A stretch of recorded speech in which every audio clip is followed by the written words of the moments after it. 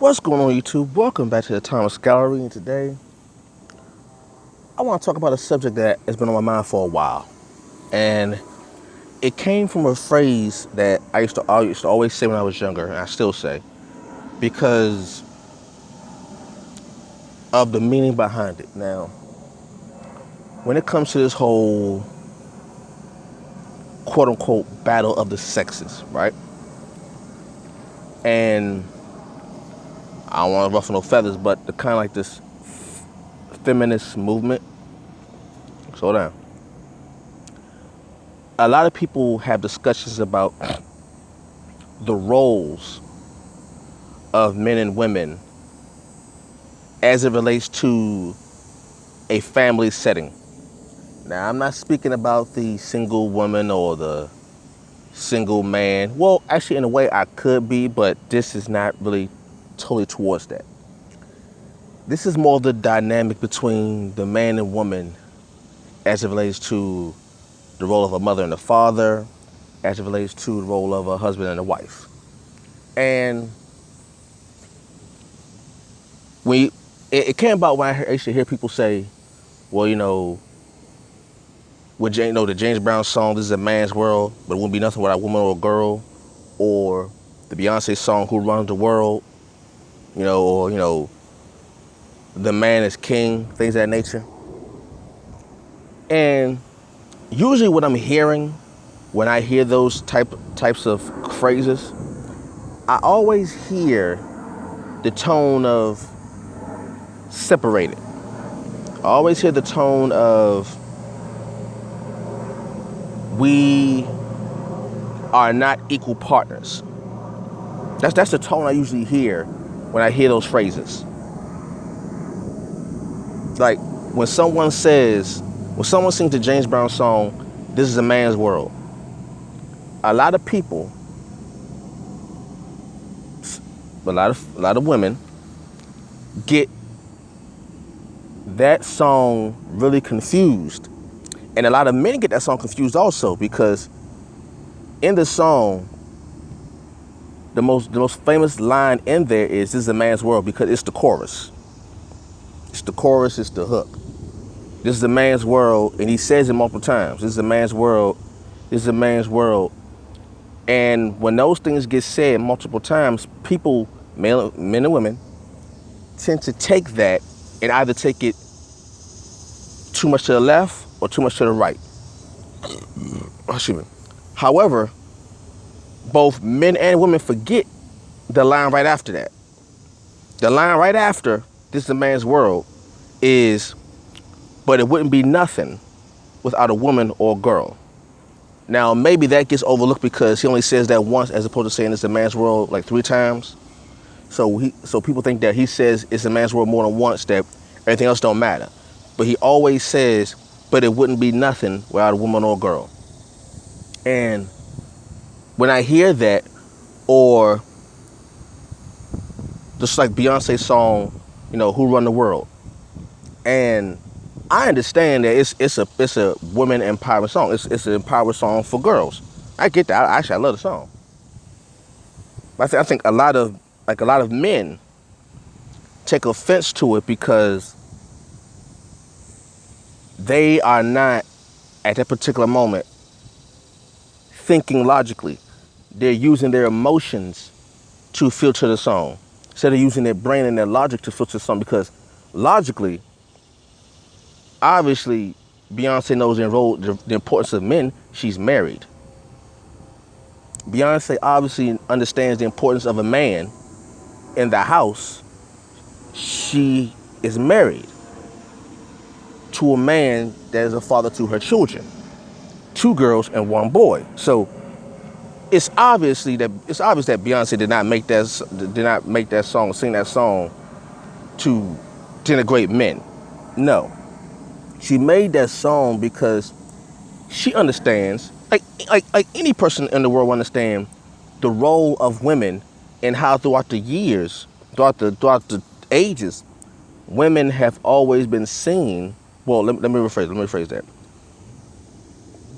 Throughout recent history, I'll say recent as in terms of like maybe like 2,000 years, compared to human history. 2,000 years is recent because a lot of cultures deify the woman, and they understand the very important role of a woman. The first gods in ancient cultures were women. You think about the African cultures, the first deities were women. Now here's the part that a lot of people just overlook. A lot of people never want to take the time to consider. They never want to take the time to consider the balance of the two. Okay? So thinking about this dynamic in my life and growing up and what I've experienced and seen, I've come up with an expression that I think best suits the roles that men and women play. Okay? Now you may not agree with it, that's fine, but it's just from what I see. I always said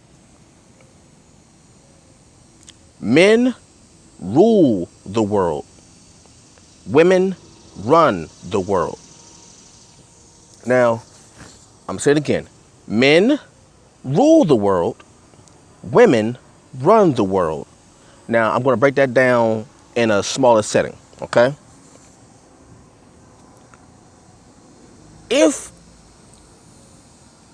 a man and a woman are married, right? They have a family. They have a house. They have a household. They have children, right? You'll notice that in more traditional cases, and in most cases than not, the men are the outgoing ones. The men are the ones that usually go out and conquer the world, okay? So they can provide for their family, provide for their wife, provide for their fiance, their girlfriend, provide for their children. Now, men are usually the vocal leaders. They're usually the people that you see out in the forefront, okay? They're the ones you see. They're the face. The men are usually the face of the family because it's the one you see the most, okay? They're the most outspoken, the most vocal. Men, fathers, husbands, okay? They rule. Men have dominion, or men exercise dominion over their environment. That's just our nature. We're in an environment, and our instinct is to dominate, have dominion over that environment. Like if you're in the workforce, you're at your job, you will see most likely men trying to dominate the area as opposed to women. And in that case, men are very, very individualistic in that sense. Men like to be the central ruler. Okay? That's usually how we go about dealing with our environment. We like to rule our environment. We like to have dominion over our environment. We like to be the ones to point at something and it get done. Like, back to the household. If, as a father, if the father tells the child, okay, son, daughter, go clean your room.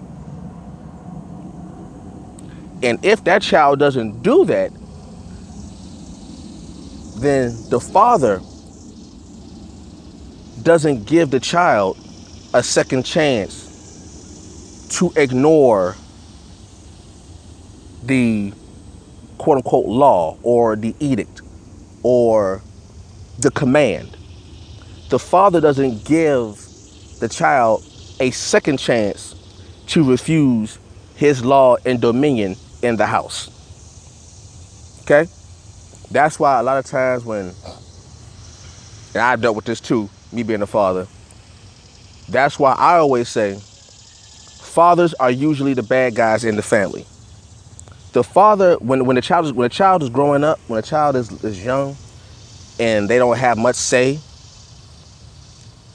they tend to dislike the father but adore the mother. One of the reasons that is because the rulership of the father is never up for challenge. It's never to be challenged. So when the father says, son, daughter, go clean your room, or son, daughter, go take your bath or your shower, or son, daughter, go do your homework, or son, daughter, time to go to bed. When a father says that, the father says it with the intent of, no. Don't do it when you want to. You do it the moment I finish my sentence. The moment I finish, son, daughter, go to bed, the moment I finish that sentence, the only thing you should be doing is moving to your bed. Because that's a command. That's one of the ways we express rulership. We rule the house. Okay? We try to rule the workforce. We try to rule politics. Okay? We try to rule our environment. We have to show dominion, power over our environment. Okay? So men rule the world. Now, here is an equally as important role, but a role that is different. Okay?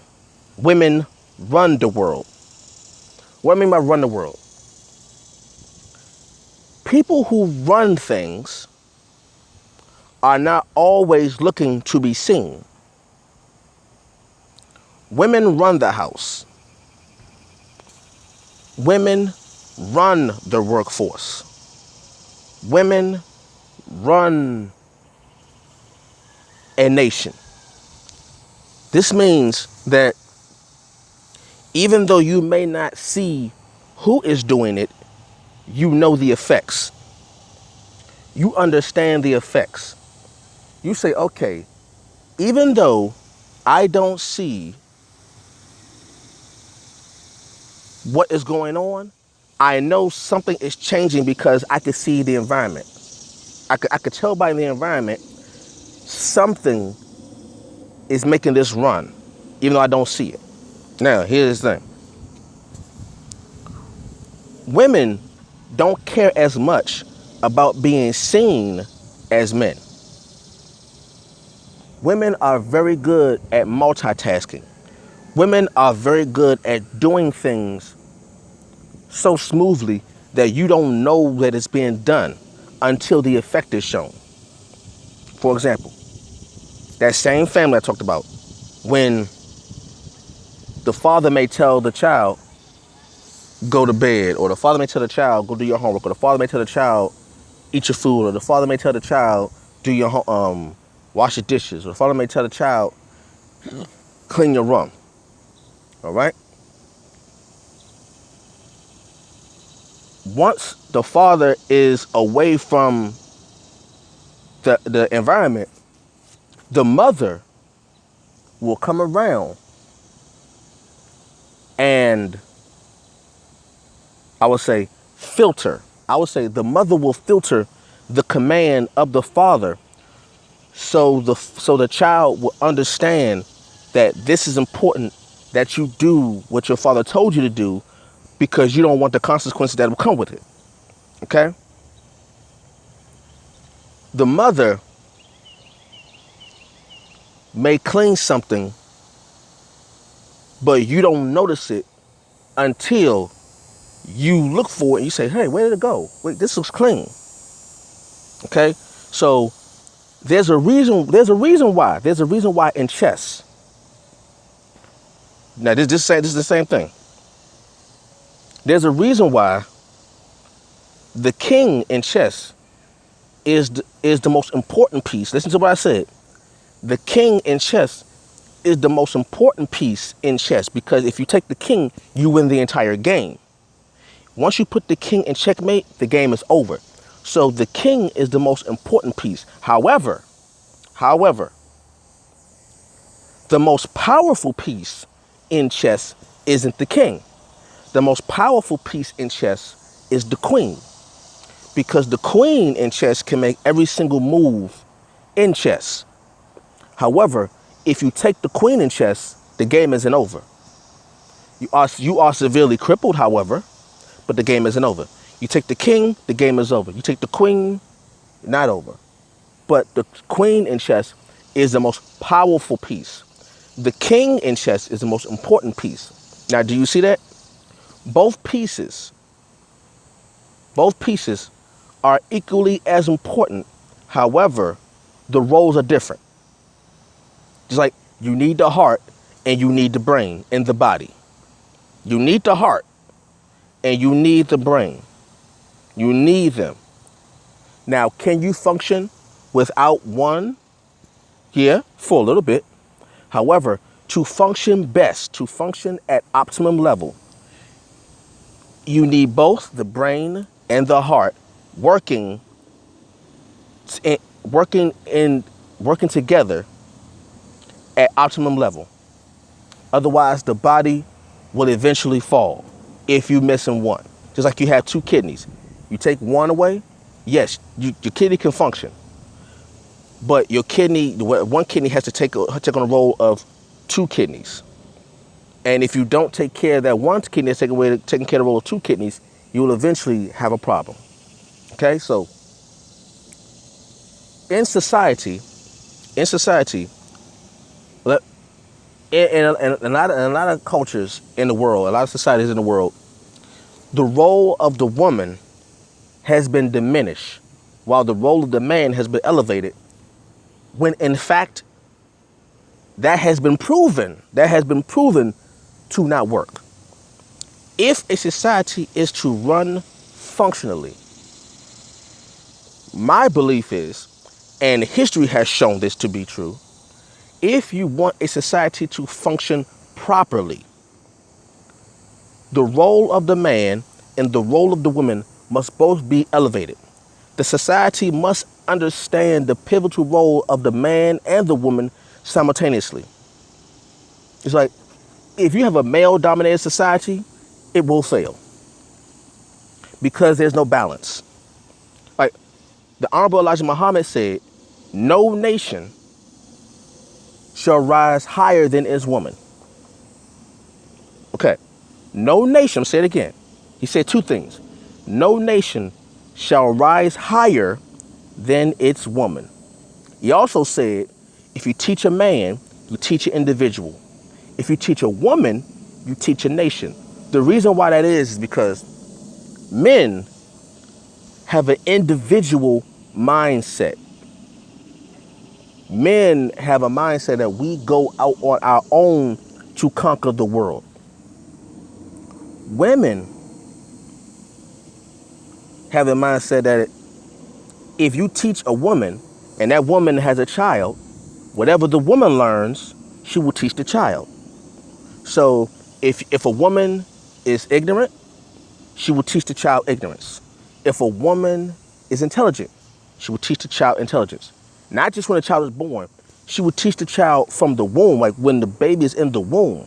Whatever the woman knows, she will teach the child. Whatever the woman eats, the child will eat.